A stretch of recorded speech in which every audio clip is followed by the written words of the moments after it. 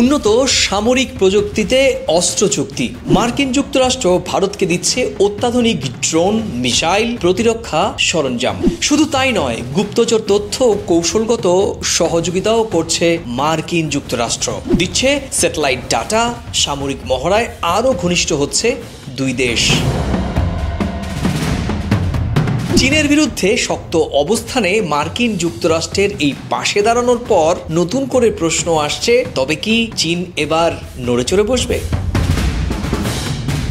সে বিষয় নিয়েই আজকের আমাদের এই আলোচনা। কারণ চিরপ্রতিদ্বন্দ্বী, চিরবৈরী সম্পর্কের প্রতিবেশী দুই দেশ ভারত এবং চীন মার্কিন যুক্তরাষ্ট্র সফর করার পর এবার নতুন করে তাই আলোচনায় চীনের সঙ্গে ভারতের সম্পর্ক কোন পথে যাবে, আর মোড়ল মার্কিন যুক্তরাষ্ট্র কোন নীতি অবলম্বন করবে। একজনকে দেবে অস্ত্র, অন্যকে কি দেবে?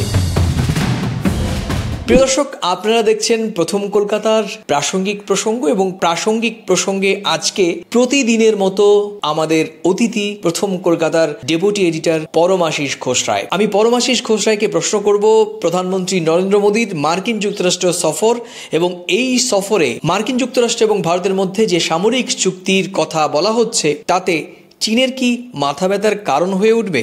তুমি কি বলবে? দেখো, মাথা ব্যথার কারণ হবে কিনা সেটা তো চীন বুঝবে। এটা আমাদের প্রতিবেশী দেশ চীন। এই সফরের যেটা মূল প্রেক্ষাপট ছিল, যেটা সংবাদ মাধ্যমে বারবারই উঠে আসছিল, বিভিন্ন গণমাধ্যম বলছিল, আমরা সবাই জানছিলামই যে মার্কিন প্রেসিডেন্ট আর ভারতের প্রধানমন্ত্রী বন্ধু ডোনাল্ড ট্রাম্পের কাছে নরেন্দ্র মোদী যাচ্ছে। তো বন্ধুর পাশে তো বন্ধু থাকবেই। আর ভারত মার্কিন সম্পর্ক ডোনাল্ড ট্রাম্পের সময়কালে, নরেন্দ্র মোদীর সময়কালে সবসময় একটা উচ্চতায় গেছে, এবং এই যে সফরের মধ্য দিয়ে যে তার যে দ্বিপাক্ষিক বৈঠক হয়েছে, এবং বৈঠকের পরে যেটা আমরা দেখলাম, উভয় পক্ষই সাংবাদিক সম্মেলন করে যেটা বলেছে যে প্রতিরক্ষা থেকে শুরু করে ব্যবসা বাণিজ্য, বিভিন্ন ক্ষেত্রে শক্তি সম্প্রসারণ, সবকিছু ক্ষেত্রে যে একটা 2030 সালের মধ্যে মেক ইন ইন্ডিয়া গড়ার যে স্বপ্ন প্রধানমন্ত্রী নরেন্দ্র মোদী দেখছেন, যা আছে তা দ্বিগুণ মাত্রায় নিয়ে যাওয়ার জন্য কিন্তু নরেন্দ্র মোদী সাংবাদিক সম্মেলনে বলেছেন, এবং ডোনাল্ড ট্রাম্প সেখানে এক কথায় সায় দিয়েছেন। একটা দেশের সঙ্গে বিভিন্ন চুক্তি করবে, তার উন্নততর দেশকে নিয়ে জায়গায় নিয়ে যাওয়ার চেষ্টা করবে, আর সেটা যদি কারোর কাছে থ্রেট হয়ে দাঁড়ায়, আর সেটা তো ভারতের কাছে কোনো বিষয় হতে পারে না। তার বিষয়টা হচ্ছে যে আমাদের দীর্ঘদিন পর আমাদের সঙ্গে চীনের সম্পর্কও ভালো, দু দেশের সঙ্গে বিভিন্ন আদান প্রদান হচ্ছে, পররাষ্ট্রনীতি নিয়ে বিভিন্ন সময় কথা হয়েছে। আমি তোমাকে একটু থামালাম। চীনের সঙ্গে সম্পর্ক আসলে কূটনৈতিক পর্যায়ে ভালো, বাস্তবিক অর্থে কতটা ভালো? দেখো, কূটনৈতিক পর্যায়ে ভালো, আর বাস্তবিক পর্যায়ে কতটা ভালো সেটা তো একেবারে আমরা সবাই জানি, সেটা দেখছি। এই যে একটা বিষয়টা যে দাঁড়িয়েছে, যে এই যে প্রতিরক্ষা ক্ষেত্রে শান্তি এবং স্থিতিশীল পরিস্থিতি বজায় রাখার জন্য মার্কিন এবং ভারত এবং একসঙ্গে ঐক্যবদ্ধভাবে কাজ করবে, তো সেই কাজের পরিপ্রেক্ষিতে চীনের কাছে এটা থ্রেট হলে হতে পারে। আর এই প্রশ্নটা উঠে আসছে মানেই তো ভারত চীন সম্পর্ক সবসময় একটা আমাদের উত্তর পূর্বাঞ্চলের করিডোরে একটা চীন তো একটা আমাদের যে থ্রেটের কারণ হয়েই থাকে। অরুণাচলে যেভাবে তার আগ্রাসনের বিষয় এবং লাদাখের যে টেনশনটা থাকে সবসময় আমরা দেখেছি, এবং এক ধরনের আগ্রাসনের মনোভাব চীনের পক্ষ থেকে আমরা বারবার দেখি। সেক্ষেত্রে এই প্রতিরক্ষা বিষয়ক মার্কিন যুক্তরাষ্ট্রের সঙ্গে যে চুক্তি হচ্ছে, তাতে সামগ্রিকভাবে আমাদের দেশের প্রতিরক্ষা খাত কতটা আরো সুসংহত বা মজবুত হবে বলে তুমি মনে করো? অবশ্যই মজবুত হবে। ইতিমধ্যেই তুমি ঘটনাটা ঘটার পরে যে গতকাল আমাদের দেশের ন্যাশনাল লেভেলে, রিজিওনাল লেভেলে সমস্ত media, electronic media, print media, এটা সমালোচনা হচ্ছে। যেমন এটা প্রকাশ্য পেয়েছে যে ভারত এখন প্রতিরক্ষা ক্ষেত্রে যা জায়গায় ছিল তার চেয়ে দ্বিগুণ মাত্রায় জায়গায় F5 দিচ্ছে, যুদ্ধ বিমান দিচ্ছে। এটা একটা বড় পাওয়া। সেই জায়গা থেকে রাশিয়ার সঙ্গেও যে আমাদের যে সম্পর্কটা অত্যন্ত ভালো, তাহলে একটা ভারতবর্ষের মতন দেশ সে যদি প্রতিরক্ষা ক্ষেত্রে রাশিয়ার পাশাপাশি আমেরিকার এই সহায়তাটা পায়, সেটা তো ভারতও চেষ্টা করবে, 140 কোটির দেশ, তো ভারতও চেষ্টা করবে একটা বিশ্বের অন্যান্য দেশের সঙ্গে সমতা বজায় রেখে চলতে গেলে সবকিছু যেটা দরকার সেটা তো পাচ্ছে। এটা আমাদের কাছে এটা একটা বড় পাওয়া। আর সেটা কার কাছে কতটা থ্রেট হবে সেটা তো আমাদের ভাববার কোনো কারণ নেই। হলে হবে। আমি প্রিয় দর্শক, আমি শুধুমাত্র একটু রিক্যাপ করব। ভারত এবং মার্কিন যুক্তরাষ্ট্রের মধ্যে যে প্রতিরক্ষা সহযোগিতা বিষয়ক যে বিষয়গুলো সামনে উঠে এসেছে, সেই বিষয়গুলো নিয়ে শুধুমাত্র দর্শকদের কাছে একটু নতুন করে আমরা ঢেলে উপস্থাপন করছি। প্রিয় দর্শক, ভারত এবং যুক্তরাষ্ট্রের মধ্যে প্রতিরক্ষা সহযোগিতা সাম্প্রতিক বছরগুলোতে উল্লেখযোগ্যভাবে বৃদ্ধি পেয়েছে, যা চীনের ক্রমবর্ধমান প্রভাব মোকাবেলায় গুরুত্বপূর্ণ ভূমিকাও পালন করেছে। প্রেসিডেন্ট ডোনাল্ড ট্রাম্প ও প্রধানমন্ত্রী নরেন্দ্র মোদীর সাম্প্রতিক বৈঠকে উভয় দেশ প্রতিরক্ষা খাতে আরও ঘনিষ্ঠভাবে কাজ করার প্রতিশ্রুতিও ব্যক্ত করেছেন। এবার আসা যাক যে প্রতিরক্ষা খাতে মূল বিষয়গুলো কি কি রয়েছে। উচ্চ প্রযুক্তির অস্ত্র এবং সরঞ্জাম সরবরাহ। যুক্তরাষ্ট্র ভারতকে উন্নত মানের সামরিক সরঞ্জাম ও প্রযুক্তি সরবরাহে সম্মত হয়েছে, যা ভারতের সামরিক সক্ষমতা বৃদ্ধিতে সহযোগিতা করবে। ভূস্থানিক তথ্য বিনিময়, অর্থাৎ এই ভৌগোলিক যে বিভিন্ন গোপন তথ্য, সামরিক তথ্য, সেগুলো বিনিময় করবে। এই নতুন চুক্তির আওতায় উভয় দেশ স্যাটেলাইট ও মানচিত্রের স্পর্শকাতর তথ্য ভাগাভাগি করবে, যা সামরিক পরিকল্পনা ও অপারেশনকে সহায়ক করবে। সামরিক মহড়া ও প্রশিক্ষণ ক্ষেত্রেও দুই দেশের মধ্যে গুরুত্বপূর্ণ চুক্তি হয়েছে। এতে করে উভয় দেশ নিয়মিতভাবে যৌথ সামরিক মহড়া ও প্রশিক্ষণের মাধ্যমে নিজেদের সামরিক সম্পর্ককে আরও মজবুত ও সুসংহত করতে পারে। এবার আসা যাক যে এর ফলে চীনের সঙ্গে ভারতের সম্পর্কের কি কি নেতিবাচক প্রভাব পড়তে পারে। কারণ আমরা জানি চীন এবং ভারত প্রতিবেশী দুই দেশের মধ্যে একটা বৈরী সম্পর্ক রয়েছে। সীমান্তের কারণে এই বৈরী সম্পর্ক অনেক বছর ধরে চলছে। তো কি কি প্রভাব চলতে পারে এই প্রতিরক্ষা, অর্থাৎ মার্কিন যুক্তরাষ্ট্রের সঙ্গে এই প্রতিরক্ষা চুক্তি হওয়ার পর এই প্রতিরক্ষা সহযোগিতা চীনের ক্রমবর্ধমান প্রভাব এবং আঞ্চলিক আগ্রাসনের বিরুদ্ধে ভারসাম্য রক্ষার প্রচেষ্টার অংশ বলে মনে করা হচ্ছে। ভারত এবং মার্কিন যুক্তরাষ্ট্রের ঘনিষ্ঠ সম্পর্ক চীনের জন্য একটি কৌশলগত চ্যালেঞ্জ বলেও মনে করছেন বিশ্লেষকরা। তারা বলছেন, বিশেষ করে দক্ষিণ এশিয়া, ভারত প্রশান্ত মহাসাগরীয় অঞ্চলে স্থিতিশীলতার ক্ষেত্রে ভারতের এই ক্রমবর্ধমান যে সামরিক শক্তি বৃদ্ধিতে মার্কিন যুক্তরাষ্ট্রের এই ইতিবাচক সহায়তা। ভারতের প্রতিরক্ষা খাত মজবুত হবে তার একটি বর্ণনা এইভাবে করা যেতে পারে যে যুক্তরাষ্ট্রের সঙ্গে এই চুক্তি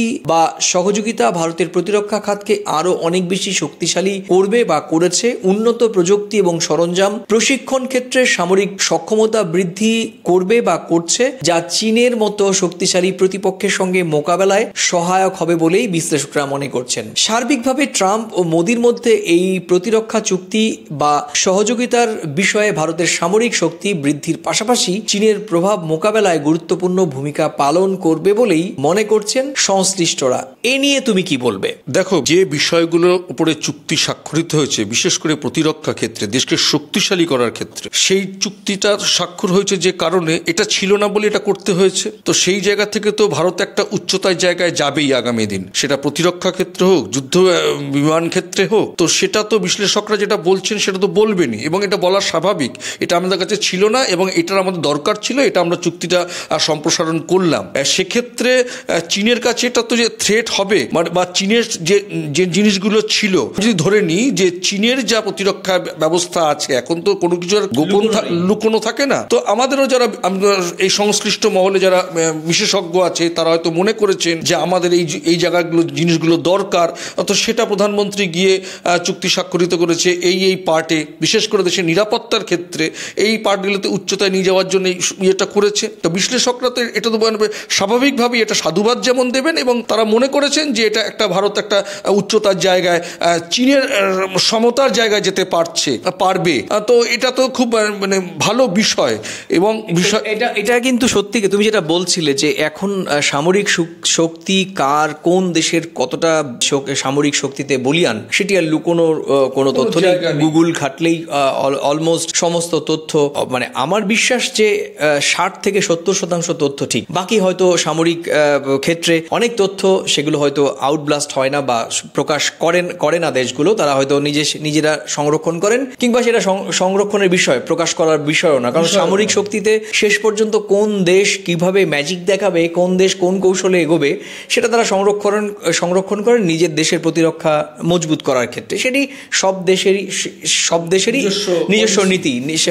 কিন্তু সার্বিকভাবে যুদ্ধ নয়, শান্তির পক্ষেই আমাদের দেশ ভারত। আমরা ইউক্রেন রাশিয়ার ক্ষেত্রে আমরা দেখেছি, এবং গাজার ক্ষেত্রেও আমরা দেখেছি যে ইসরায়েল গাজা সংঘাতের ক্ষেত্রেও ভারতের প্রধানমন্ত্রী বা ভারতের যে পররাষ্ট্রনীতি, যুদ্ধ নয় শান্তি, এবং প্রতিবেশী সমস্ত দেশগুলোর সঙ্গে বন্ধুত্ব বজায় রেখে কিন্তু ভারতের মূলনীতি। যদিও ভারতের বিরুদ্ধে অভিযোগ রয়েছে যে ভারতের বিরুদ্ধে প্রতিবেশী দেশগুলোর অভ্যন্তরীণ রাজনীতিতে দাদাগিরি করা, কৌশলগত কারণে বিভিন্ন রকম ভাবে ক্ষমতার পটভূমি পরিবর্তন করার বিভিন্ন রকমের অভিযোগ কিন্তু ভারতের বিরুদ্ধে রয়েছে। কিন্তু তা সত্ত্বেও প্রতিবেশী দেশগুলোর সঙ্গে ভারতের অনেক ক্ষেত্রেই সম্পর্কে টালমাটাল হয় এবং আমরা দেখেছি যে মালদ্বীপের ক্ষেত্রে সম্পর্কে টালমাটাল হয়েছিল, সেটা কিন্তু আবার রিস্টোর হয়েছে। শ্রীলঙ্কার ক্ষেত্রে সম্পর্কে টালমাটাল হয়েছিল, সেটাও রিস্টোর হয়েছে। এই মুহূর্তে প্রতিবেশী বাংলাদেশের সঙ্গে সম্পর্কের অনেকটাই টালমাটাল বা অনেকটা শীতল সম্পর্ক রয়েছে, যেটি আন্তর্জাতিক বিশ্লেষকরা মনে করছেন সেইটিও হয়তো একসময় আবার উষ্ণতার দিকে পৌঁছবে।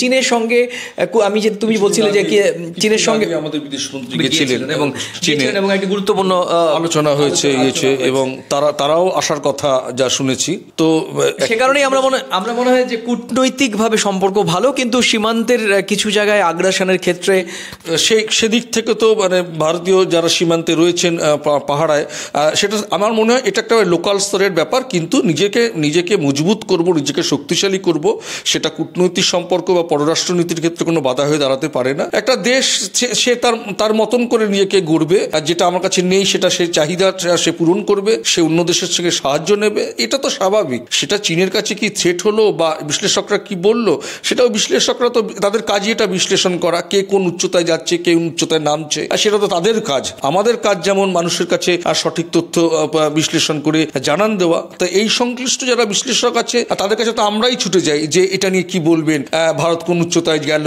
এটা নিয়ে সমালোচনা হবে, আলোচনা হবে। প্রতিরক্ষা খাতে দুই দেশের প্রতিরক্ষার যে সরঞ্জাম তাতে কিন্তু অনেকটাই এগিয়ে চীন, ভারতের থেকে অনেকটাই এগিয়ে চীন। কিন্তু তারপরেও ভারতের যে অবস্থান, সেই অবস্থানের দিক থেকেও কিন্তু আমরা জানি যে ভারত কিন্তু তাদের যে সামরিক সরঞ্জাম কিংবা তাদের যে দেশটির অভ্যন্তরীণ যে 140 কোটি মানুষের দেশ, যে তাদের মধ্যে যে শক্তিশালী মনোভাব, সেটা কিন্তু অনেকটাই অ্যাডভান্টেজ পজিশনে। তুমি কি বলো? সেটা তো বলতেই হবে। দেখো 200 বছর আমাদেরকে কেউ মানে পরিচালনা করেছে, আমরা মানে স্বাধীন হয়েছি আমরা 1947 সালে। তা 200 বছরের আমরা একটা পরাধীন ছিলাম। সেই জায়গা থেকে আজকে 47 সালের পর আজকে 2025, আর সেখানে তখনকার জনসংখ্যার থেকে এখনকার জনসংখ্যা বেড়েছে। তো ভারত তো একটা তার শক্তিশালী দেশ হয়ে উঠবে, এটা স্বাভাবিক। মনোবলে হবে, লোকবলে হবে, তো বাদ বাকি আধুনিকতায় হবে, শিক্ষায় হবে, সরঞ্জামে হবে, প্রতিরক্ষায় হবে। এটা তো একটা দেশের এটা মানে ক্রমান্বয়ে এটা তার এগিয়ে যাওয়াটা হতেই পারে। তো সেটা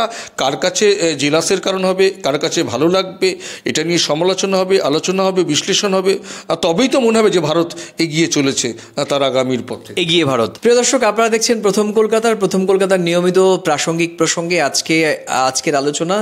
সম্প্রতি অর্থাৎ গত 2 দিন আগে আমাদের প্রধানমন্ত্রী নরেন্দ্র মোদী মার্কিন যুক্তরাষ্ট্র সফর করেছেন এবং মার্কিন যুক্তরাষ্ট্রের দ্বিতীয়বারের মতো সদ্য নির্বাচিত প্রেসিডেন্ট ডোনাল্ড ট্রাম্প তার সঙ্গে গুরুত্বপূর্ণ বৈঠক করেছেন এবং এই বৈঠকে শুধু হয়নি, ভারতের সঙ্গে বেশ কয়েকটি বিষয়ে চুক্তি হয়েছে। তার মধ্যে অন্যতম সামরিক বা প্রতিরক্ষা খাতে চুক্তি, এবং সেই চুক্তি কিন্তু ভারতের যে শক্তি, তার সক্ষমতাকে আরো বেশি বেগবান করবে। বিশেষ করে আমি আগেও বলেছি যে প্রতিবেশী দেশ চীনের সঙ্গে ভারতের কূটনৈতিক সম্পর্ক যত ভালোই থাকুক না কেন, ইতিবাচক, আমার বন্ধু বলছিলেন যে ভালো সম্পর্ক রয়েছে, কিন্তু বাস্তবিক অর্থে এই সম্পর্ক কূটনৈতিক স্তরে ভালো রাখতেই হবে, কারণ কোনো দেশের সঙ্গে কোনো দেশের কূটনৈতিক সম্পর্ক খারাপ হওয়া উচিত নয়। কিন্তু ভেতরে কোথাও গিয়ে এই ভারত এবং চীন এই চরম দুটো বৈরিতা পূর্ণ দেশ বলেই আমরা জানি, এবং বিশ্বের মানুষ, বিশ্ববাসী জানেন যে ভারত এবং চীন একেবারে মুখোমুখি সাপে আর নেউলে সম্পর্কে দুটো দেশ।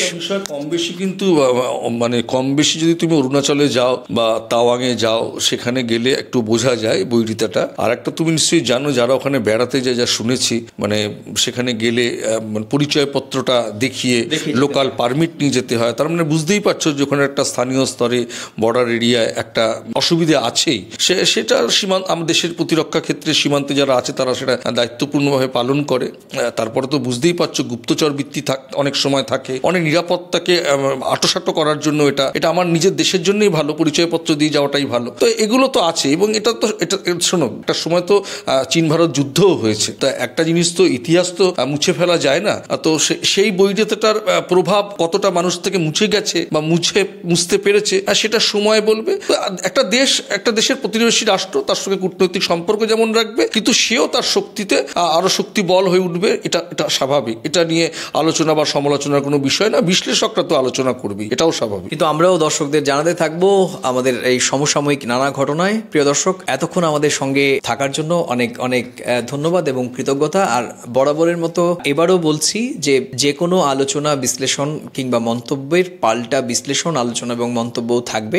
তার জন্য সোশ্যাল মিডিয়া প্ল্যাটফর্মে মন্তব্যের কলাম রয়েছে, আপনারা সেখানে স্বাধীনভাবে গঠনমূলক আলোচনা সমালোচনা করবেন এবং আমরা পরবর্তীতে এই গঠনমূলক আলোচনা সমালোচনা নিয়েও কিন্তু কখনো বসে পড়ব। আমাদের সাংবাদিক, আমরা দুই সাংবাদিক বন্ধু, আমরা চেষ্টা করব যে আপনাদের এই সামনে আপনারা যে বিষয় নিয়ে ভাবছেন সেই বিষয়গুলো নিয়ে আমরা কি ভাবছি, আমাদের মন্তব্য মতামত আপনাদের ওপর চাপিয়ে দেয়া নয়, বরং আপনাদের ভাবনার সঙ্গে আমাদের ভাবনা বা বিশ্লেষণ বা মতামত কতটা মিল হলো কিংবা মিলছে না তারই প্রয়াস নিয়ে আমরা কিন্তু এভাবে স্ক্রিন শেয়ার করি। প্রিয় দর্শক, ভালো থাকবেন, সুস্থ থাকবেন, সবাই নিরাপদে থাকবেন। আবারও দেখা হবে নতুন কোনো প্রাসঙ্গিক প্রসঙ্গ নিয়ে। ভালো থাকুন, সুস্থ থাকুন। সুস্থ থাকুন। নমস্কার। নমস্কার।